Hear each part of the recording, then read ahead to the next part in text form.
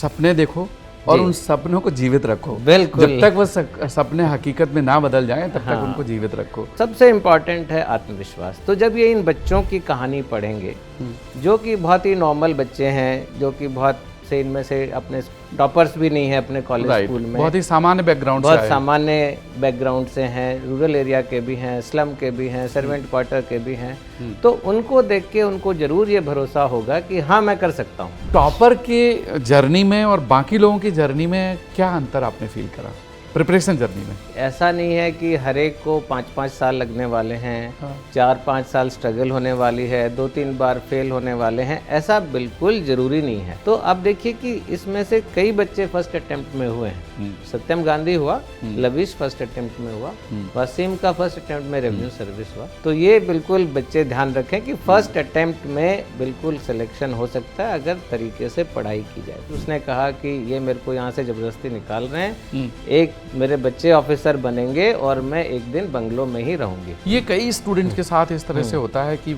एक बार में prelims clear हो गया, मेंस तक पहुंच गए, या मेंस भी क्लियर करके इंटरव्यू दे आए और अगली बार प्रीलिम्स ही नहीं हुआ। तो इस तरह की जो सिचुएशंस आई या आती हैं बच्चों के साथ, वो उनका कारण क्या होता है? कि ये सांप सीढ़ी वाला खेल है।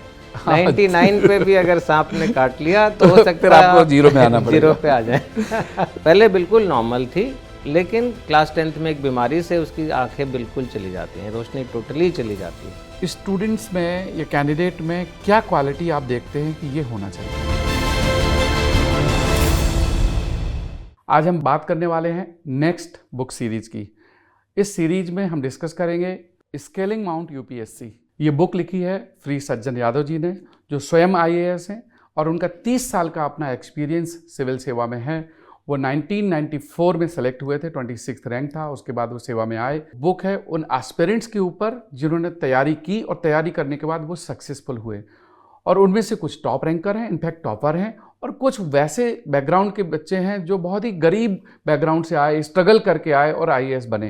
बहुत ही इंस्पायरिंग स्टोरी है। तो welcome sir, welcome to the next IAS studio. तो sir, my first question to you is that what was the motivation behind writing such a beautiful book? And this book, when I read few paragraphs initially, then I was intended to read more and more, and I continued reading. So what was that inspiration which led to write this book? Yeah, thank you very much first for inviting me. और दूसरा, आपने मेरी book के बारे में बताया, it is scaling mount UPSC अंग्रेजी में, और हिंदी में लक्ष्य यूपीएससी, जिसमें कि 7 यंग आईएएस ऑफिसर्स जिन्होंने अभी 20, 21, 22 में एग्ज़ाम क्रैक किया, उनकी स्टोरीज़ हैं जी। तो सबसे पहले तो इंस्पिरेशन कहाँ से आई, आप जानना चाह रहे हैं। तो इंस्पिरेशन देखिए, मैं ये मानता हूँ कि मैंने भी ये जर्नी की है, इतनी मुश्किल जर्नी होती है जी। हमारे समय में 2.5 लाख 3 लाख लोग अपीयर होते थे प्रीलिम्स में, अभी ये बढ़ के 10 लाख हो गया है। राइट। लेकिन ये मैं मानता हूँ कि इससे कई गुना ज़्यादा बच्चे सोचते हैं कि मैं एक आईएएस ऑफिसर बनूँ या आईपीएस ऑफिसर बनूँ या कोई सिविल सर्विस ऑफिसर बनूँ, और सपना भी देखते हैं। लेकिन बहुतों का ये सपना बस इच्छा बन के रह जाता है, क्योंकि उनको पता नहीं होता है कि कैसे तैयारी करनी है, क्या तैयारी करनी है, क्या पढ़ना है, क्या चैलेंजेस आएंगे, कितनी मुश्किल है कि आसान है जर्नी। तो हर कोई एक रोल मॉडल देखता है जी। तो मैंने सोचा कि क्यों नहीं मैं ऐसे रोल मॉडल्स प्रस्तुत करूं, प्रेजेंट करूं इन बच्चों को, कि ये बच्चे बिल्कुल नॉर्मल बच्चे हैं, बहुत से और भी चैलेंजिंग सर्कमस्टांसेस से हैं, बहुत हम्बल या बहुत नॉर्मल फैमिली से हैं, जैसे कि हमारे और लाखों बच्चे देश में हैं। और इन बच्चों ने अपनी मेहनत से इसको जर्नी को पूरा किया, स्केलिंग माउंट यूपीएससी यानी यूपीएससी के टॉप पे पहुँचे, आईएएस में सिलेक्शन हुआ। तो ये बच्चे एक मोटिवेशन का काम करें, जो हज़ारों लाखों बच्चे और हैं जो ऐसा सपना देखते हैं आईएएस आईपीएस बनने का। एक तो ये आइडिया था जी। दूसरा, जब हम तैयारी शुरू करते हैं तो कुछ पता नहीं होता कि क्या करना है। तो इसमें ये भी है कि इन 7 बच्चों ने जो सक्सेसफुल हैं, उन्होंने कैसे तैयारी की, कहाँ कहाँ गलतियाँ की, कहाँ मुश्किलें आई, क्या कॉमन मिस्टेक्स हुई, क्या स्ट्रेटजी अपनाई, कौन सी किताब पढ़ी, कौन से नोट्स पढ़े, हर स्टेज पे क्या स्ट्रेटजी उनकी रही जी। डिटेल्ड एप्लीकेशन फॉर्म भरने में क्या ध्यान रखा, इन सब चीज़ों को भी इसमें मैंने लास्ट चैप्टर में और प्रीफेस में समराइज किया है, ताकि ये मोटिवेशन का भी काम करे बच्चों के लिए, गाइडेंस का भी काम करे, और इस किताब से जो स्पेशली रूरल एरिया के या लेस इकोनॉमिकली वीकर सेक्शन के बच्चे या और नॉर्मल बच्चे भी मिडिल क्लास के, जो ये सपना देखते हैं कि मेरे को सिविल सर्विस ऑफिसर बनना है, आईएएस ऑफिसर बनना है, वो मोटिवेट और गाइड हो। राइट।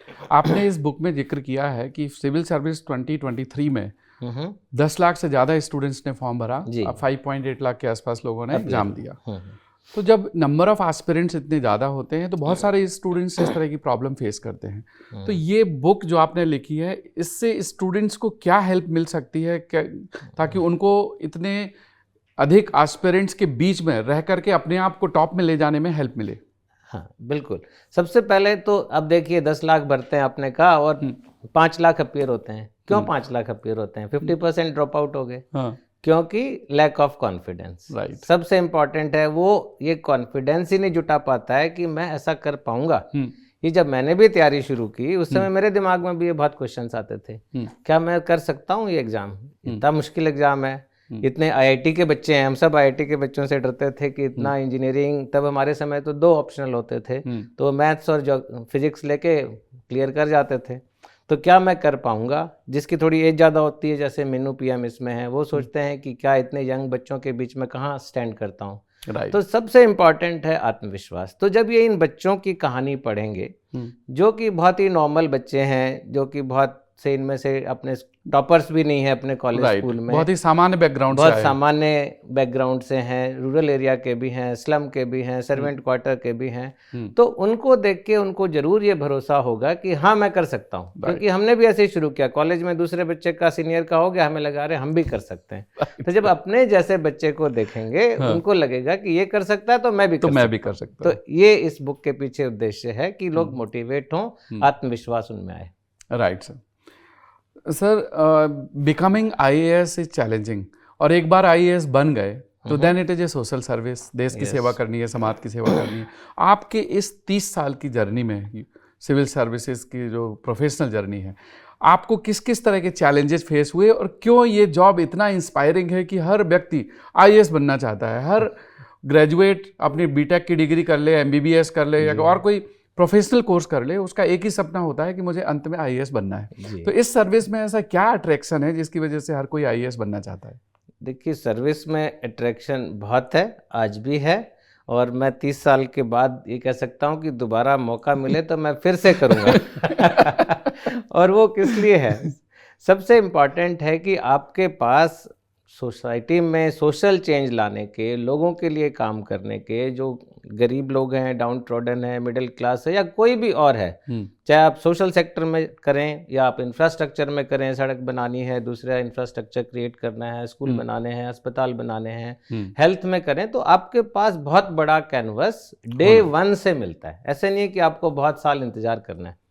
पहले बार जब पहली आपकी पोस्टिंग होगी, इवन ट्रेनिंग के दौरान भी, पोस्टिंग तो बाद की बात है, ट्रेनिंग में जब आप डिस्ट्रिक्ट ट्रेनिंग में जाएंगे तभी से आपको इंडिपेंडेंट चार्ज दे दिया जाएगा कि आज आप एसडीएम हैं, 1-2 महीने में के लिए बाद आप में बीडीओ बने हुए हैं। और पहली पोस्टिंग होती है जब आपकी केवल 2 साल की नौकरी होती है, उस समय में ट्रेनिंग के इमीडिएटली बाद तब आप एसडीएम हैं। इतना बड़ा एरिया है, इतनी सारी सरकार की स्कीम है, इतने रिसोर्सेज आपके पास हैं, वो किसके पास होते हैं? अगर कोई 21 साल का बच्चा 21-22 में आ जाता है सिलेक्शन, 24 साल के बच्चे को इतने सारे रिसोर्सेज, इतने सारी अपॉर्चुनिटीज़, इतने सारे मैन पावर कहीं नहीं मिलता है, जो अपना उसने सपना देखा है सोसाइटी में चेंज करने का, जो उसको सपना वो देखता है कि अपने जैसे और लोगों के लिए काम करने का, वो कर सकता है। और ये अपॉर्चुनिटी बढ़ती जाती हैं, ये कैनवास बढ़ता जाता है, फिर आप डिप्टी कमिश्नर बने या डीएम बने या कलेक्टर बने और बड़ा कैनवास हो गया।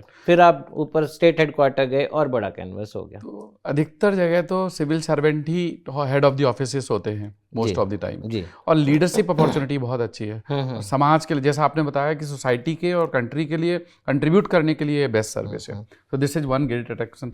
अभी हम बात करते हैं कि जो आपने 7 हीरोज डिस्क्राइब किए अपनी बुक में, उसमें सबसे पहले आपने नाम रखा है मिन्नू पीएम का। सी इज फ्रॉम केरला, और ये पहले जूनियर क्लर्क थी, जैसा आपने नरेट किया अपनी बुक में, पुलिस में।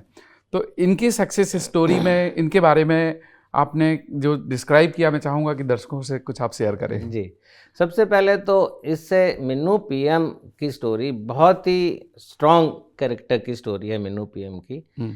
और ऐसी हमारी बहुत सारी बेटियां हैं, बहनें हैं जो कि शादी हो गई, उसके बाद सोच लेती हैं बस अब तो बच्चे का ध्यान रखना है, अब तो हस्बैंड का और इन लॉज का ध्यान रखना है, अब मेरा करियर का आगे बस यही है। पर मिन्नू पीएम ने ये दिखाया कि शादी होने के बाद, बच्चा होने के बाद, जॉब के साथ साथ आप तैयारी कर सकते हो अगर आप में डिटर्मिनेशन है। उसकी पर्सनल लाइफ में भी प्रॉब्लम हुई कि फादर की जल्दी डेथ हो गई।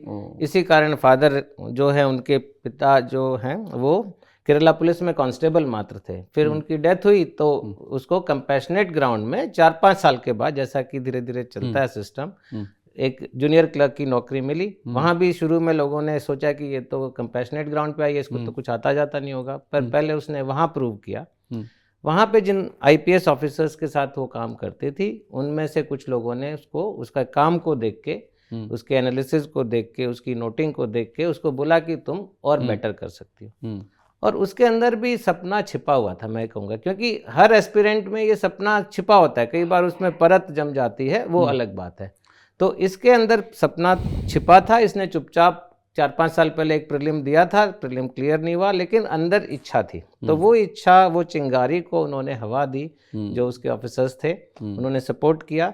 तो इसने डिसाइड किया कि मेरे को एग्ज़ाम देना है। उसमें पहली बार प्रीलिम फेल हुआ, दूसरी बार प्रीलिम पास हुआ, मेंस पास हुआ, फाइनल सिलेक्शन नहीं हुआ। थर्ड और फोर्थ टाइम प्रीलिम्स में फेल हो गई। और क्यों हुई? सी सेट में फेल हो गई। इसलिए ये बहुत इंपॉर्टेंट लेसन है कि सी सेट जो इग्नोर है, नहीं करना है, इसको बिल्कुल इग्नोर नहीं करना है। तो केवल सी सेट के कारण वो 2 अटेम्प्ट उसके बर्बाद हो गए। और फिर फाइनल अटेम्प्ट में उसने अच्छे से पढ़ाई की तरीके से और उसका सिलेक्शन हुआ। इनके स्टोरी से एक चीज़ मुझे जो समझ आ रही है, सीखने के लिए इंस्पिरेशन है कि सपने देखो और उन सपनों को जीवित रखो। बिल्कुल, जब तक वो सपने हकीकत में ना बदल जाएं तब तक उनको जीवित रखो, जीवित भी रखो और उस सपने को जियो, उसके अंदर ही पूरा हमेशा सोचो उसके बारे में। राइट। अब अगला कैंडिडेट जो आपने डिस्क्राइब किया, IAS Satyam Gandhi, he was from Samastipur, Bihar, और इनका फर्स्ट अटेम्प्ट में हुआ। 21 ईयर ओल्ड बॉय। तो इनका एक अलग अचीवमेंट है। तो सर, इनके बारे में क्या ऐसा कुछ है जो स्टूडेंट को इंस्पायर करता है? एक तो मैं ये बताना चाहता था कि ऐसा नहीं है कि हर एक को 5-5 साल लगने वाले हैं, 4-5 साल स्ट्रगल होने वाली है, 2-3 बार फेल होने वाले हैं, ऐसा बिल्कुल जरूरी नहीं है। राइट। तो एक ऐसा एग्जाम्पल मैं प्रस्तुत करना चाह रहा था जिसका 21 साल की उम्र में और फर्स्ट अटेम्प्ट में और भी लोगों के होते हैं, राइट, लेकिन इसका बिल्कुल कॉलेज से निकलते ही सिलेक्शन हुआ। और उसके पीछे भी एक रीज़न था उसका बच्चे का। उसका रीज़न ये था कि उसकी फैमिली फाइनेंशियली स्ट्रांग नहीं थी और उसको दिल्ली में दयाल सिंह कॉलेज में पढ़ने आ गया।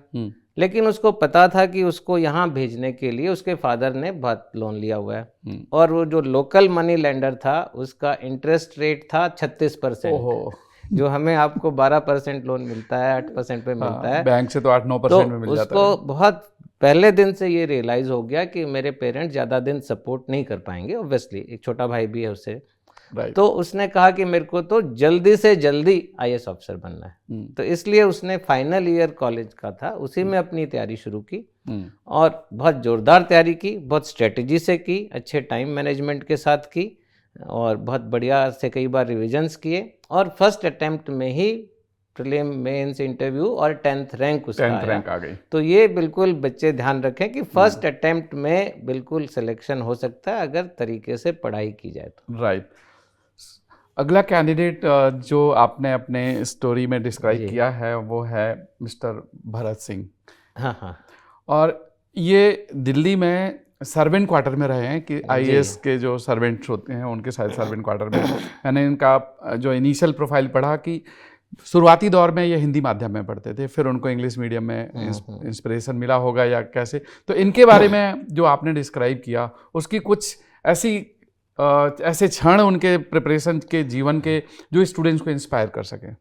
देखो, सबसे पहले तो मैं एक सीक्रेट शेयर करना चाह रहा हूँ कि भरत सिंह जिस घर में रहता था वो मेरा ही घर था। तो ग्रेट। इससे बड़े गर्व की क्या तो बात है आज कि तो वो बहुत ज़्यादा उनको हाँ गर्व होगा अपने आप पर भी, जी और आपसे जो इंस्पायर हुए हैं वो उनसे। जी बिल्कुल। तो भरत सिंह एक आईएएस ऑफिसर के सर्वेंट क्वार्टर में वो लोग रहते थे। उनकी मदर हेल्प करती थी ऑफिसर के फैमिली को।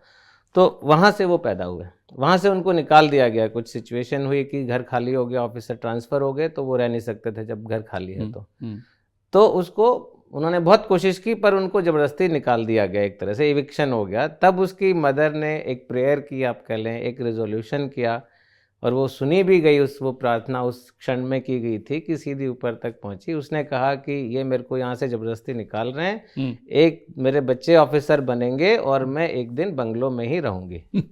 तो उसके बाद वो शिफ्ट होके हमारे घर में आए, बहुत साल रहे भी। ईश्वर भी ना ऐसी आवाज़ें सुनता है। बिल्कुल सुनता है। तो ये बिल्कुल उसमें की गई थी, लेकिन स्ट्रगल बहुत रही भारत की, ऐसा नहीं है। जैसे आपने बताया, शुरुआत में गवर्नमेंट स्कूल में पढ़ता था 5th तक, फिर ईडब्ल्यूएस कोटा से प्राइवेट स्कूल्स में दरवाजे खुले। संस्कृति स्कूल में उसके फादर पियोन की नौकरी करते थे, वहाँ पे उसने रिटर्न टेस्ट दिया, सिलेक्शन हो गया।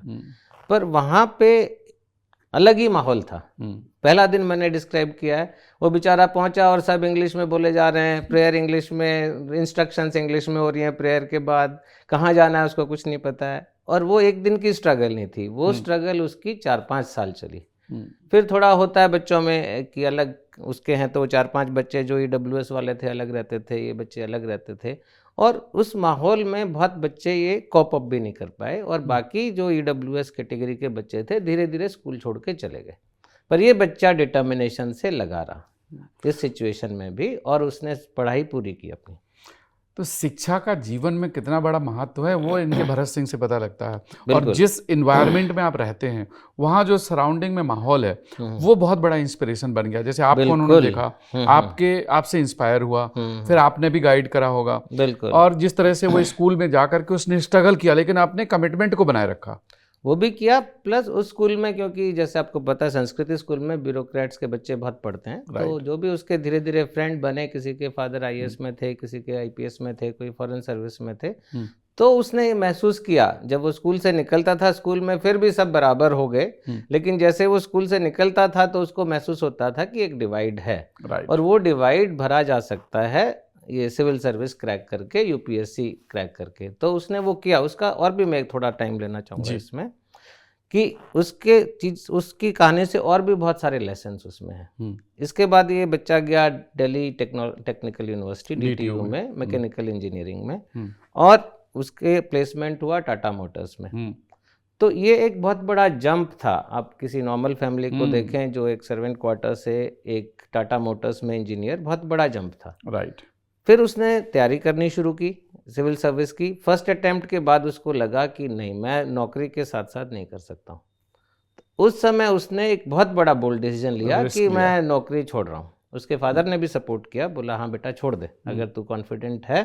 उसने कहा यस, अगर मैं छोड़ के काम करूँगा तो मैं पढ़ाई करूँगा तो ज़रूर मैं सक्सेसफुल हो सकता हूँ।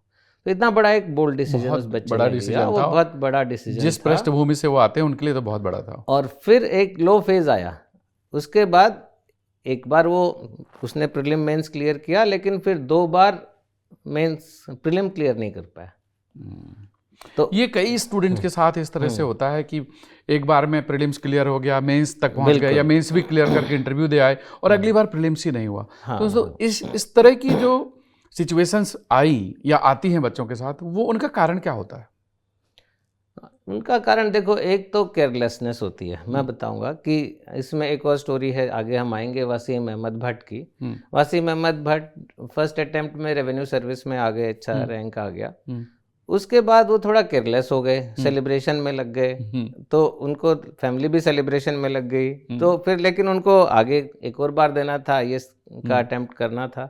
तो फिर जब वो पहुंचे प्रीलिम देने, तो ओवर कॉन्फिडेंस में उन्होंने ध्यान से अटेम्प्ट ही नहीं किया। ओवर कॉन्फिडेंस हो गया कि मेरा तो हो रखा है एक स्टेज पर। ये जो तैयारी आप भी जानते हैं कि ये सांप सीढ़ी वाला खेल है, 99 पे भी अगर सांप ने काट लिया तो हो सकता फिर है आपको जीरो में आना पड़ेगा। 0 पे आ जाए। इनका वसीम अहमद भट्ट के बारे में बड़ा इंस्पायरिंग ये है कि ये एक मधुमक्खी पालक इनके पिताजी थे, हाँ, और जम्मू कश्मीर के रहने वाले अनंतनाग के, अनंतनाग। और इन्होंने भी बहुत स्ट्रगल करा इनिशियल फेज में, जी। क्योंकि जो इनके पिता का बैकग्राउंड है वो उतना सक्षम नहीं था कि ये आईएएस की तैयारी कर सकें, और फिर दिल्ली आकर के, और इनके बारे में मैंने पढ़ा आपकी बुक में कि ये ओल्ड राजेंद्र नगर, आपने उसको मक्का डिस्क्राइब करा है जी बिल्कुल, कि यहाँ आकर के रहे। तो इनके बारे में कुछ और अगर इंस्पायरिंग हो बातें तो आप बताएं। हाँ बिल्कुल, पहला तो मैं ये कहना चाहूँगा कि ये जो स्ट्रगल है या ये जो चढ़ाई है माउंट यूपीएससी में, ये पूरी फैमिली का है, ये फैमिली का सपना होता है। इसमें वसीम अहमद कभी ये नहीं सोच सकता था कि उसके फादर उसको दिल्ली भेज पाएंगे, क्योंकि उसको पता है सिचुएशन अच्छी नहीं है, उसके पीछे 3 और भाई बहन हैं। तो लेकिन उसके पिताजी ने उसको एक फ़ोन पे बात करते हुए सुना अपने दोस्त, अपने उसके वसीम के दोस्त के साथ, कि मैं तो दिल्ली आ गया हूँ भाई, मैंने कोचिंग ज्वाइन कर ली है, अब तुम भी आ जाओ अगर तुमको सिविल सर्विस लिखना है तो उसने बहुत अनमने ढंग से बोला, नहीं भाई मैं नहीं आ सकता, मैं यहाँ से ही तैयारी करूँगा। तो लेकिन उसके पिताजी ने सुना, उसने बोला नहीं तू जा, मैं जैसे भी ये आप अरेंज करके देता हूँ पैसे। तो यहाँ आया, अच्छे से मेहनत से पढ़ाई की। और दूसरा एक और रोल होता है, अगेन मैं आऊँगा रोल मॉडल्स का। वसीम शुरू में आईएएस या सिविल सर्वेंट नहीं बनना चाहता था, साहब फैजल का जिक्र करा। हाँ बिल्कुल। लेकिन उसके कॉलेज में जब एनआईटी श्रीनगर में शाह फैजल अतर अमीर आए, उन्होंने बताया क्या क्या अपॉर्चुनिटीज़ हैं, क्या जॉब है, कैसा है, उससे बहुत मोटिवेट हुआ और अल्टीमेटली सक्सेसफुल हुआ। 7th रैंक हासिल किया उन्होंने 2022 में। जी 7th रैंक, बिल्कुल 3rd अटेम्प्ट में। राइट। और एक बहुत इंस्पायरिंग गर्ल है अंजलि शर्मा, दृष्टिबाधित, और आज जिसका आपने इनकी सक्सेस स्टोरी डिस्क्राइब की है। और इनके फादर भी एक फैक्ट्री वर्कर थे, हाँ, सिक्किम में। और she lost her eye vision in early age, class 10th में थी जब वो। उसके बाद फिर उन्होंने यूट्यूब से बहुत सारा हेल्प लेकर के पढ़ाई की। तो इनके बारे में भी जो आपने डिस्क्रिप्शन दिया है बुक में, वो मुझे बहुत इंस्पायरिंग लगा। मैं चाहूँगा आप दर्शकों से भी शेयर करें। बिल्कुल, अंजलि की कहानी बिल्कुल ही मैं कहूँगा मोटिवेशनल भी है, द्रवित करने वाली भी है, कि एक बच्ची जो सिक्किम में एक रिमोट एरिया में रह रही है, जहाँ कोई गाइडेंस के लिए नहीं है, कोई उसको बताने वाला नहीं है, और जो पहले बिल्कुल नॉर्मल थी, लेकिन क्लास 10th में एक बीमारी से उसकी आंखें बिल्कुल चली जाती हैं, रोशनी टोटली चली जाती है। तो उसके लिए मतलब नॉर्मल कोई होता तो सोचता है मेरा तो बस हो गया, किस्मत ख़राब हो गई, ज़िंदगी ख़राब हो गई, मैं कुछ नहीं कर सकता। बट इस लड़की ने ऐसा नहीं किया। ये बहुत थोड़े से अंतराल के बाद से 5-6 महीने में ही इसने अपने आप को वापस गैदर किया। बहुत मैं कहूँगा कि नर्व ऑफ स्टील, और उससे भी कोई हार्ड मेटल होता है, टाइटेनियम होता है, सो नर्व्स ऑफ टाइटेनियम उसमें थी। और उसने धीरे धीरे पहले स्कूल ज्वाइन किया, अपने पापा का हाथ पकड़ के स्कूल गई। वहाँ पे लेसन जो क्लास में सुनाए जाते थे, टीचर बोलती थी, उससे कुछ पढ़ाई की। फिर घर पे आके अपने छोटे भाई से रिक्वेस्ट करती, अपने पापा से रिक्वेस्ट करती कि मेरे को लेसन सुना दो। तो शुरू में उसने स्कूल और कॉलेज की पढ़ाई की है, वो सुन के अपने पेरेंट्स से, अपने बहन से, अपने भाई से की। लेकिन फिर उसको किसी ने बताया कि यूट्यूब भी कुछ होता है। तो एक स्मार्टफोन दिया उसको, यूट्यूब ला के दिया। तो शुरू में उसने यूट्यूब अच्छा लगा उसको, ईयरफोन लगा करके सुने होंगे। ईयरफोन लगा के थोड़ा कमांड बटन लगा के उसने शुरू में तो उसने म्यूजिक से शुरू किया कि गाने सुने। लेकिन फिर उसको लगा ये तो बहुत बढ़िया चीज़ है, इसमें तो और भी बहुत सारी जानकारी है। तो फिर उसने धीरे धीरे, उसके अंदर भी एक सपना था। कभी स्कूल में जब वो बहुत अच्छा परफॉर्म उसने किया तो एक टीचर ने बोला था तुम जरूर आईएएस ऑफिसर बनोगी, वो याद आया उसको। और उसने वहीं से उस एग्ज़ाम के बारे में, सिविल सर्विस एग्ज़ाम के बारे में जानकारी लेनी शुरू की। और जब जानकारी हो गई तो तैयारी करनी शुरू की। हालांकि उसको कुछ आइडिया नहीं था कि इतना कठिन एग्ज़ाम है, कैसे कर पाएगी। उसको लगता था कि मेरे को लोग पढ़ के सुना देंगे, पर किसी ने बोला कि इतना अथाह सिलेबस है, कोई पढ़ के नहीं सुना सकता है। तो उसका एक अपना स्ट्रगल रहा, और उसका स्ट्रगल दूसरा रहा स्क्राइब्स को लेके। ये बहुत इम्पोर्टेंट, ये आज भी चैलेंजिंग है कि अच्छा स्क्राइब्स मिलना बहुत मुश्किल है। हाँ, दूसरा मैं बताना चाहूँगा, जो इस तरह के बच्चे हैं ना, उनको अपना सेंटर बहुत ध्यान से चूज़ करना चाहिए, एग्जामिनेशन सेंटर। ये बहुत ही मतलब बात इम्पॉर्टेंट है, क्योंकि जहाँ पे जो आपका स्क्राइब है उसको क्वेश्चन पढ़ना आता हो, राइट, जो आप बोल रहे हो उसको लिखना आता हो, समझना तो आता हो, समझना आता हो और लिख दे वापस जो आप बता रहे हो। इस बच्ची ने पहला एक भर दिया अपना एग्जामिनेशन सेंटर पटना में, और पटना में जो उसको स्क्राइब मिला उसको इंग्लिश मीडियम का बच्चा नहीं था, वो क्वेश्चन ही नहीं पढ़ पा रहा था कि क्या लिखा हुआ है, आंसर लिखना तो दूर की बात है। तो ऐसा 2 बार हुआ। थर्ड टाइम में दिल्ली में भरा, फॉर्चुनेटली उसको स्क्राइब ठीक मिला और उसका सिलेक्शन भी हुआ उसके कारण। तो ये भी एक बहुत छोटी चीज़ है लेकिन बहुत ध्यान देने लायक चीज़ है कि कहाँ पर उसको सपोर्ट मिल पाएगा, हाँ, स्क्राइब कहाँ अच्छा मिल पाएगा। क्योंकि यहाँ पे नॉर्मली है कि जो दिल्ली भारत सरकार में सेक्शन ऑफिसर्स हैं या और गवर्नमेंट एम्प्लॉय हैं वो भी स्क्राइब का काम करते हैं, तो वो एक पढ़ने लिखने का थोड़ा सा लेवल अच्छा रहता है। स्क्राइब में क्या जो बच्चा ऑलरेडी यूपीएससी की तैयारी कर रहा था उसके अटेम्प्ट एग्जॉस्ट हो गए, क्या यूपीएससी उनको भी परमिट करती है कि वो भी स्क्राइब बन सकते हैं? नहीं, मेरे को नहीं लगता है, हालांकि मेरे को पूरी जानकारी नहीं है, पर नहीं उसकी तो खुद की नॉलेज ज़्यादा होगी ना, तो नॉर्मली तो नहीं है, नहीं होना चाहिए, वो आपको चेक करना पड़ेगा। सॉरी जी। सर आपने लविश ऑडिया के बारे में देखा, 18th रैंक थी इनकी फर्स्ट अटेम्प्ट में। हाँ। और ये आईआईटी बॉम्बे के प्रोडक्ट हैं। हाँ। और ये यूएस चले गए, बड़ी लग्जरियस लाइफ भी इन्होंने जी वहाँ पे अच्छा जॉब किया। फिर सडनली उनको क्या इंस्पिरेशन मिला कि मुझे जाकर के गवर्नमेंट सर्विस करनी है और आईएएस बनना है, वापस इंडिया आना है? यस, ये ना बिल्कुल मेरे को भी बहुत पहेली टाइप लग रहा था उस समय में कि क्यों ये बच्चा वापस आया, क्योंकि उसका शुरू में क्या सपना था, शुरू में था कि इंजीनियर बनना है, कोटा चला गया, कोचिंग ली, आईआईटी जेईई क्रैक किया और आईआईटी मुंबई चला गया। फिर उसका सपना था कि मेरे को एक डिसेंट सैलरी होनी चाहिए ताकि मैं अपना एजुकेशन लोन चुका दूं, ताकि मैं अपने पेरेंट्स के लिए घर बना के दे दूं और उनके लिए बेसिक सुविधाएं जुटा सकूं। तो उसने जब प्लेसमेंट शुरू हुए तो उसने कहा कि जो सबसे ज़्यादा सैलरी कंपनी देगी मैं उसमें जाऊँगा। तो टॉपर था आईआईटी में भी, उसको शेल में नौकरी मिली जो कि बेस्ट एम्प्लॉयर था उस समय में, अभी भी होगा। तो शेल में उसको बेंगलोर में पोस्टिंग मिली, बहुत अच्छी सैलरी थी, बहुत जल्दी, क्योंकि उसमें टैलेंट था, मेहनती था, उसको ऑफ़र किया गया यूएस में पोस्टिंग के लिए। तो वो शेल के यूएस ऑफिस ह्यूस्टन में उसकी पोस्टिंग हुई।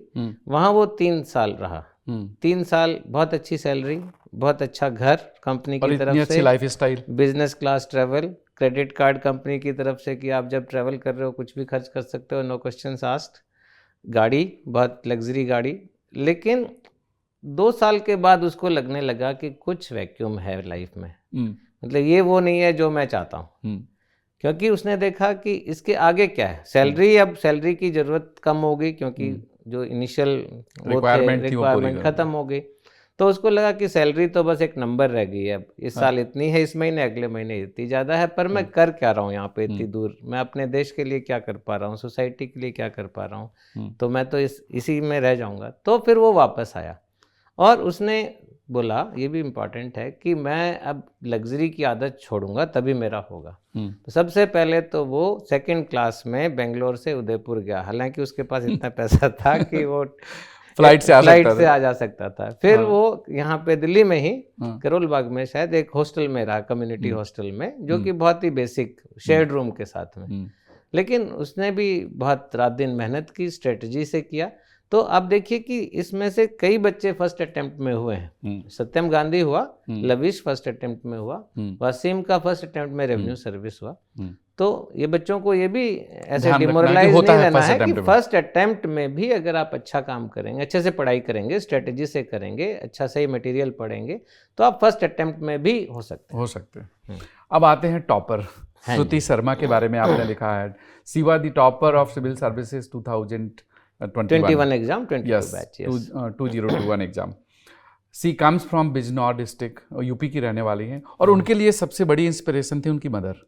सी हेल्प्ड लॉट, जो मैंने बुक में पढ़ा। बिल्कुल। तो टॉपर के जर्नी में और बाकी लोगों की जर्नी में क्या अंतर आपने फील करा, प्रिपरेशन जर्नी में? नहीं, प्रिपरेशन जर्नी तो मैं कहूँगा स्ट्रगल तो सबकी बराबर ही होती है। पहली बात तो ये है, श्रुति शर्मा बहुत इंटेलिजेंट लड़की है। पहले एकेडमिक्स में जाना चाहती थी, पर उसके बाद उसको लगा कि एकेडमिक्स से ज़्यादा मेरा जो कॉल है वो मेरा है सिविल सर्विस। तो इसमें फ़र्क उतना ही है कि एक स्ट्रेटजी से उसने पढ़ाई की, एक टाइम मैनेजमेंट बहुत इम्पॉर्टेंट है जिसको प्रॉपरली मैनेज किया, और एक वही होता है धुन के साथ पढ़ाई की, हम सभी करते हैं, बट टॉपर का ऑब्वियसली एक अलग लेवल का कमिटमेंट बन जाता है। कमिटमेंट एक अलग था, हेल्पफुल थी बाकी लोगों के लिए भी। जब कोविड में उनका हॉस्टल खाली करा लिया गया तो अपनी सहेलियों को अपने घर में लाके वहाँ उसने रखा।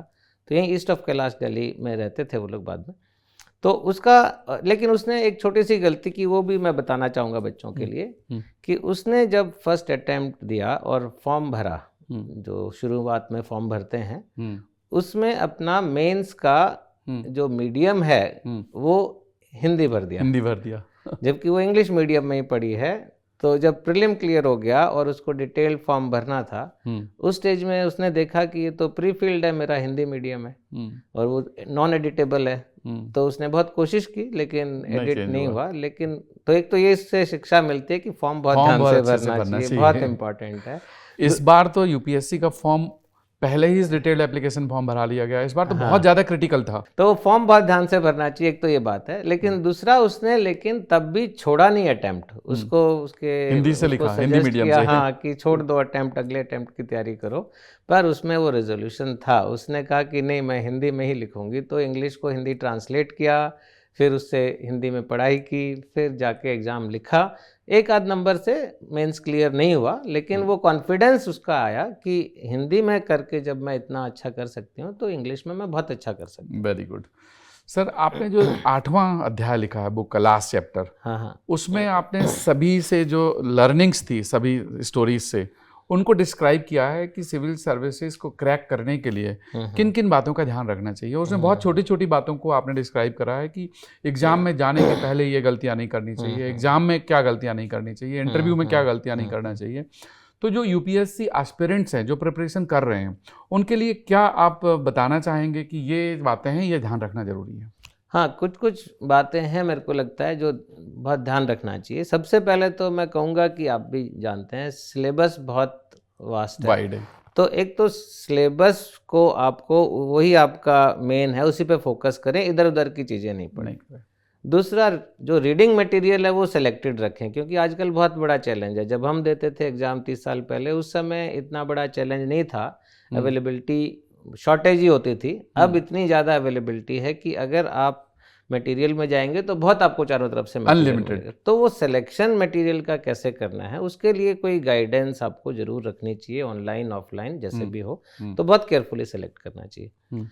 तीसरा इसमें इम्पॉर्टेंट है कि एक स्ट्रेटजी के साथ पढ़ाई करनी चाहिए, कि ऐसे नहीं है कि रैंडमली कुछ पढ़ लिया। सिचुएशन, आप शेड्यूल अपना कुछ भी बना सकते हैं, कोई सुबह पढ़ता है, कोई रात में पढ़ता है, पर एक स्ट्रेटजी होनी चाहिए। सफिशिएंट नंबर ऑफ रिवीजन बहुत इंपॉर्टेंट है, नहीं तो रिटेंशन वैल्यू रहती नहीं है। तो लोग, डिपेंड करता है इंडिविजुअल पे, कोई लोग 10-10 रिवीजन करता है, कोई 2-3 रिवीजन करता है, पर वो बहुत इंपॉर्टेंट है, उसके साथ रहना चाहिए। एक और जो एग्ज़ाम के दिन मैं बताऊंगा, छोटी छोटी गलतियां होती हैं जो परेशान करती हैं आपको, वो है कि जैसे सत्यम गांधी के साथ हुआ था कि जिस दिन मेंस का पहला एग्ज़ाम था, उस दिन उसको अपना एडमिट कार्ड ही नहीं मिला, उसको अपना आधार कार्ड नहीं मिल पा रहा था। वो बहुत परेशान रहा, आधा पौन घंटा किसी तरह ऑलमोस्ट रो ही रहा था। एग्ज़ाम सेंटर पहुंचा, फॉर्चुनेटली उसको अलाउ कर दिया, लेकिन उसका सारा जो कोट्स उसने याद किए हुए थे, जो सिलेबस याद किया हुआ था, सारा उसका रिदम बिगड़ गया उसमें ना, तो उससे इम्पैक्ट आता है। इसी तरह एक और छोटी सी बात है, लेकिन वसीम अहमद जब यहीं पे न्यू राजेंद्र नगर कहीं रह रहे थे, तो उस दिन प्रीलिम वाले दिन उन्होंने ट्रांसपोर्ट बुक नहीं किया। तो यहाँ तो इतने हजारों लाखों बच्चे रहते हैं कि उसको प्रीलिम एग्जाम देने जाने के लिए ऑटो ही नहीं मिला, ना ऑटो मिला, ना टैक्सी मिली। तो वो बहुत ही इम्पोर्टेंट पॉइंट है, ये स्टूडेंट्स को ध्यान रखने की जरूरत है, specially on the day of examination. On the day of exam.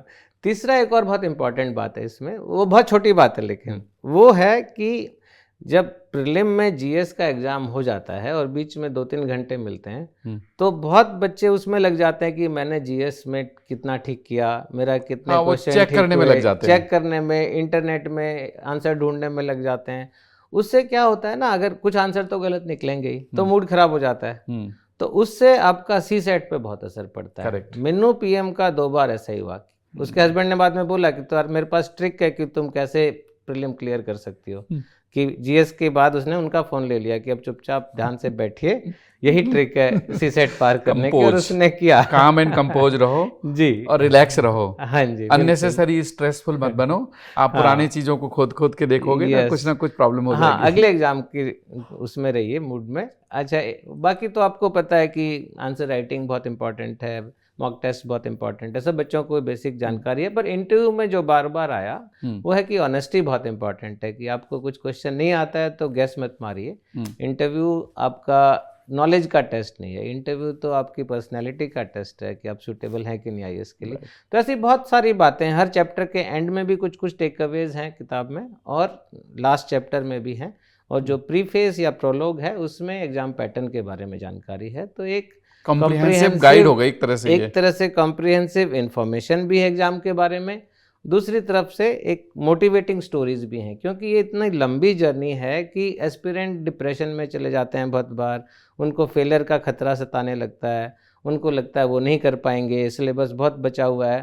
तो उस स्टेज पे अगर इसमें से कोई भी स्टोरी उठा के आप थोड़ी देर के लिए पढ़ लें तो वापस मोटिवेट हो सकते हैं, री एनर्जाइज हो सकते हैं, कॉन्फिडेंस वापस आ सकता है। Very good sir. अब एक क्वेश्चन लास्ट में मैं हाँ, पूछना चाहूँगा कि सिविल सर्वेंट बनने के लिए स्टूडेंट्स में या कैंडिडेट में क्या क्वालिटी आप देखते हैं कि ये होना चाहिए? क्या हिंदी माध्यम या इंग्लिश मीडियम मैटर करता है? क्या रूरल और अर्बन बैकग्राउंड मैटर करता है? क्या उस स्टूडेंट की राइटिंग स्किल्स ज़्यादा मैटर करती हैं? क्या उसका डिटर्मिनेशन या उसका हार्ड वर्किंग ज़्यादा मैटर करता है? मेरा क्वेश्चन ये है कि इन सब चीज़ों में से कौन से वो फैक्टर्स हैं जो स्टूडेंट्स में होने चाहिए? देखिए, पहले तो जो मैटर नहीं करता वो मैं बताता हूँ। आप रूरल के हों, अर्बन के हों, कोई फर्क नहीं पड़ता। नहीं पड़ता। आप अमीर हैं, गरीब हैं, कोई फर्क नहीं पड़ता। राइट। आप स्कूल में, सरकारी स्कूल में पढ़े हैं, प्राइवेट स्कूल में पढ़े हैं, कोई मैटर नहीं करता। आप स्कूल कॉलेज में टॉपर रहे हैं, नॉर्मल स्टूडेंट रहे हैं, कोई मैटर नहीं करता है। तो ये चीज़ें बिल्कुल मैटर नहीं करती हैं, इन पे नहीं जाएं। जो मैटर करता है सबसे पहले आपका जुनून, कि आपको कितना जुनून है वो डिटर्मिनेशन, वो डिटर्मिनेशन कितनी आपकी है, वो मैटर करता है। आपका कितना हार्ड वर्क आप करते हैं, हार्ड वर्क डेफिनेटली मैटर करता है। आपको कंफर्ट जोन से बाहर जाना पड़ेगा। आपका एक कंफर्ट जोन होता है कि 8 घंटे पढ़ लिए, इतना कर लिया, उतना कर लिया, वो नहीं। जब तक आप अपने कंफर्ट जोन के बाहर नहीं जाएंगे, स्ट्रेच नहीं करेंगे लिमिट, तब तक आपको सक्सेस नहीं मिलेगी। वो बहुत इंपॉर्टेंट है। प्लानिंग बहुत इंपॉर्टेंट है कि एक प्लानिंग के साथ में पढ़ें, और अपने आप से ऑनेस्टी इंपॉर्टेंट है। ऐसे नहीं कि हम किसी को दिखाने के लिए पढ़ रहे हैं या पेरेंट्स को बताने के लिए पढ़ रहे हैं। करेक्ट। ऑनेस्टली अपनी पढ़ाई करें तो आप जरूर सक्सेसफुल हो। राइट। तो दोस्तों, अभी हम बात कर रहे थे इस बुक के बारे में, और हिंदी माध्यम की भी ये बुक है, सर ने ले रखी है। तो ये वो हिंदी वर्जन है, ये इंग्लिश वर्जन है। और अगर कोई स्टूडेंट, कैंडिडेट या कोई व्यक्ति इस बुक को खरीदना चाहता है, पढ़ना चाहता है, तो इसकी अवेलेबिलिटी कहाँ पर है? बिल्कुल, ये आपको अमेज़ॉन पे मिल जाएगी। दोनों किताबें हैं, मराठी में भी है, कुछ और लैंग्वेज में भी आएगी, पर हिंदी इंग्लिश दोनों फिलहाल अमेज़ॉन पे हैं। बुक स्टोर्स में भी हैं, पर सभी बुक स्टोर में हो सकता है ना मिले, लेकिन प्रोमिनेंट बुक स्टोर्स में हैं। जरूर लें। और प्राइस भी बहुत इसका कॉम्पिटिटिव है, आई थिंक 270 to 80 रुपीज़ है, तो बहुत अफोर्डेबल है। Right, very good. दोस्तों, मैं इसको पढ़ रहा था, इनफैक्ट मैं तो इसको हाईलाइट भी कर रहा था, जो चीज़ें मुझे अच्छी लग रही थी। मेरी कॉपी है। तो दोस्तों, ये था डिस्कशन एक आईएएस ऑफिसर से, जिन्होंने बुक ऑथर किया है, और ये बुक ऑथरिंग करते समय इन्होंने छोटी छोटी बारीकियों को ध्यान में रखा है जो स्टूडेंट्स को फेस होती हैं ड्यूरिंग द प्रिपरेशन फेज। जो गलतियां करते हैं वो गलतियों को डिस्क्राइब करा है कि ये चीज़ नहीं हो। इंस्पायरिंग है वो बुक, बहुत अच्छी। आप चाहें तो इसको ट्राई कर सकते हैं, आपकी जर्नी में हेल्पफुल हो सकती है। हमारी एक ये सीरीज़ है जिसमें हम बात करेंगे अलग अलग ऑथर से इन बुक्स के बारे में, कि उन्होंने जो बुक को लिखा उसके पीछे लिखने का उद्देश्य क्या है और कैसे वो बुक यूजफुल हो सकती है। अगर आपके कोई सजेशंस हों और आप चाहते हैं कि आप अपने सजेशंस हम लोगों तक पहुंचाएं, तो कमेंट बॉक्स में आप ज़रूर लिखिए। हम आने वाले डिस्कशन में उनको इनकॉर्पोरेट करेंगे, और जिस टॉपिक पर डिस्कशन आप चाहते हैं वो भी आप सजेस्ट करिए, हम ज़रूर करेंगे। अगर आपका कोई सवाल सर के लिए है तो आप उनको टैग करके लिख सकते हैं। सर, अगर कोई स्टूडेंट आपके लिए कुछ लिखना चाहे तो आपके नाम से उसमें लिखवा लें। हाँ, बिल्कुल लिख लें। और मेरे सोशल मीडिया पे मैं हूँ, इंस्टाग्राम पे भी है सज्जन यादव आईएएस, ट्विटर पे भी है सज्जन 95 से, और फेसबुक पे है। तो दोस्तों, आज की इस डिस्कशन में बस इतना ही। और thank you very much for coming in next thank you IAS so studio much, thank you, and जय हिंद। जय।